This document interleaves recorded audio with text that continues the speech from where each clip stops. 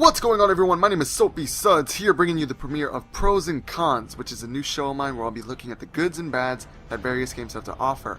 First up on my list is the ever so popular Modern Warfare 3. Let's take a look at the pros. Woo!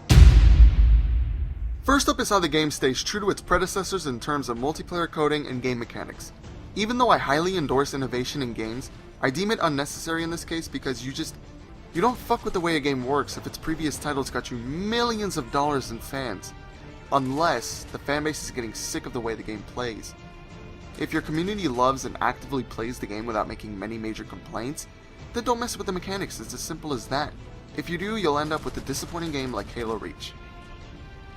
Alrighty, next up we have the multiplayer in general. The game is still very fast-paced, fun, and extremely competitive.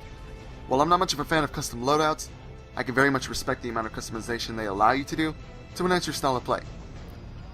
The multiplayer maps are nothing special, but by no means bad. Every game has their good and bad maps. But the amount of playlists this game has, that's a different story. It is fucking ridiculous how many playlists this game has. Spreading out your population is something you really do not want to do.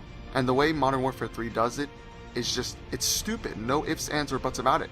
Even still, regardless of this fact, the game types are interesting and keep the game fresh. Finally, on the pro side of things, we have the huge step up in Spec Ops. Being a big Horde and Firefight fan, I really enjoy the new survival mode. They really one up the missions as well, and I've been having a killer time trying to complete them all. It's pretty challenging and I like it. Alrighty, that's going to do it for the pros. Let's check out the cons. Personally, I felt that the audio and visuals weren't upgraded whatsoever.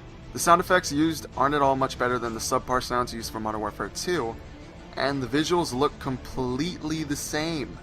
I don't get the graphical differences that some of my friends tell me. I don't see any difference whatsoever. I'm not sure whether the devs were lazy or if their engine just couldn't handle it, in which case they should really program a better one. After that comes the very, very, very disappointing campaign. Let me tell you guys something. I value storytelling a shitload more than I value multiplayer, but apparently Infinity Ward must have opposite views. The campaign is short as shit. It took me about 5 to 6 hours to beat it on hardcore, which is pretty sad considering I rarely play military shooters of any kind. The game features about as much mindless action sequence as the Transformers movie, which is a terrible, terrible thing. The dialogue sucks, the story structure sucks, the whole thing just felt very underdeveloped, as if the devs just didn't care at all. Overall though, in the end I gotta give Modern Warfare 3 the smiley face. These games are obviously focused on multiplayer, not the single player. And like I said earlier, the multiplayer is pretty fun. It has more of that competitive drive, which I really respect. And even though it's no Call of Duty 4 by any means, it's good enough to keep me entertained every now and then, which, you know, says a lot in my case. As I said, I'm not too big on these realistic military shooter games. So yeah, I'm out. Next time I'll be doing Battlefield 3, so be sure to check that out. Once again, I'm iSoapySuds. Feel free to subscribe to my channel for more content. I'll check you guys out later. Toodles.